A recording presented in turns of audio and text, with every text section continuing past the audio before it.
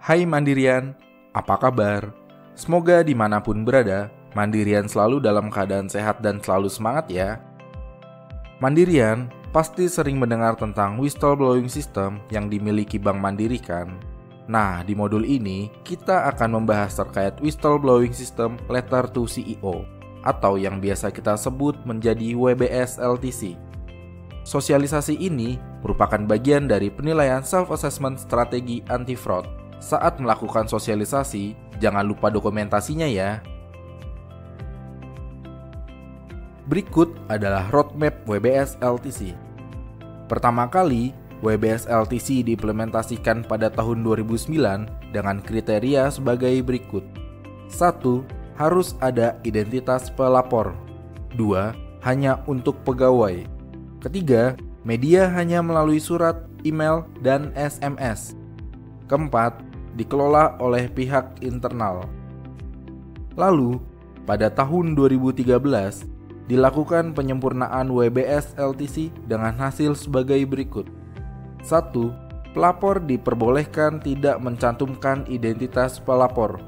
2. Vendor dapat melapor. 3. Media pelaporan ditambah melalui website WBS LTC. 4. Laporan WBS LTC meliputi laporan fraud atau indikasi fraud. Dan yang kelima, dikelola oleh pihak internal. Kemudian, pada tahun 2018, WBS LTC kembali disempurnakan menjadi 1. Pengelolaan WBS LTC melibatkan pihak independen. 2. Pihak pelapor berasal dari pihak internal maupun pihak eksternal. 3. Pelapor dapat mencantumkan identitas lengkap atau anonim. 4. Media pelaporan meliputi SMS atau WhatsApp, email, website, dan surat.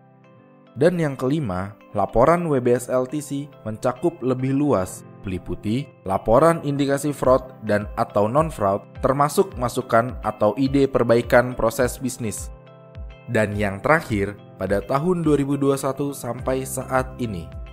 1.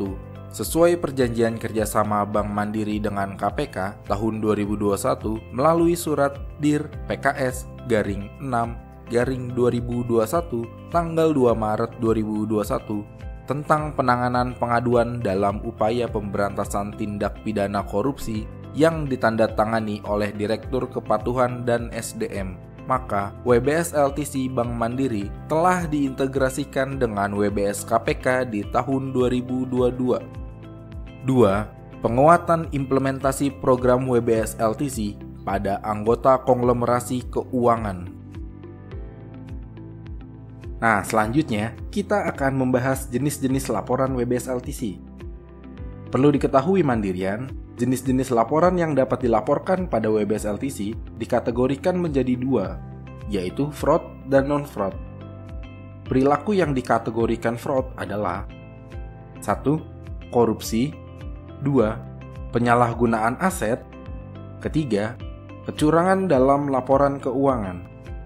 4. Penipuan. 5. Pembocoran informasi rahasia. Dan yang terakhir, tindakan lain yang dapat dibersamakan dengan fraud. Lalu, perilaku yang dikategorikan non-fraud adalah pelanggaran yang dilakukan terhadap Code of Conduct, Business Ethics, Respectful Workplace Policy, dan implementasi ketentuan kepegawaian.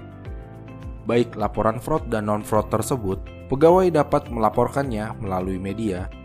Yang pertama, media website, yang kedua email, ketiga surat, dan yang keempat SMS dan WhatsApp. Untuk detailnya tertera di layar ini ya Mandirian.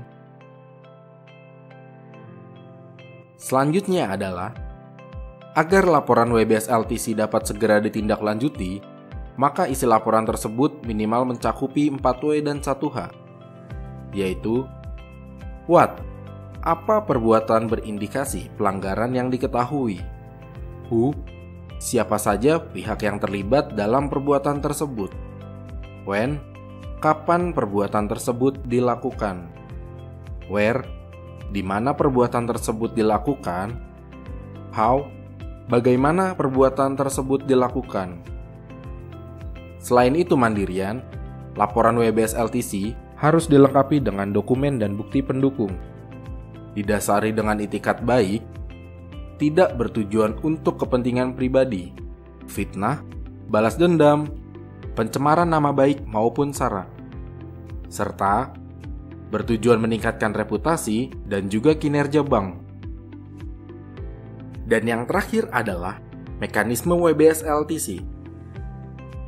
Pelapor menyampaikan laporan WBS LTC melalui media website, email, WhatsApp, dan SMS atau surat PO Box kepada pihak independen.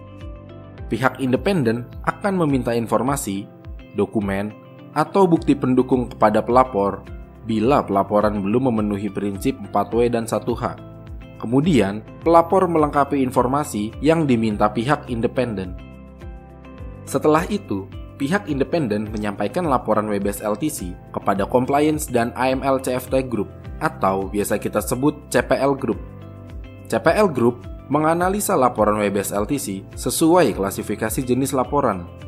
Apabila isi laporan WBS LTC termasuk jenis laporan non-fraud berupa pelanggaran Respectful Workplace Policy atau ketentuan kepegawaian, maka laporan disampaikan kepada HCEOM Group. Apabila isi laporan WBS LTC termasuk jenis laporan fraud atau non-fraud untuk pelanggaran Code of Conduct dan Business Ethics, maka laporan tersebut disampaikan kepada senior investigator. Masing-masing unit kerja yang menindaklanjuti laporan WBS LTC menyampaikan hasil tindak lanjutnya kepada CPL Group. Selanjutnya, disampaikan kepada pihak ketiga untuk diinformasikan kepada pelapor. Selesai sudah bahasan kita terkait WBS LTC. Terima kasih atas perhatiannya dan sampai jumpa di materi selanjutnya Mandirian.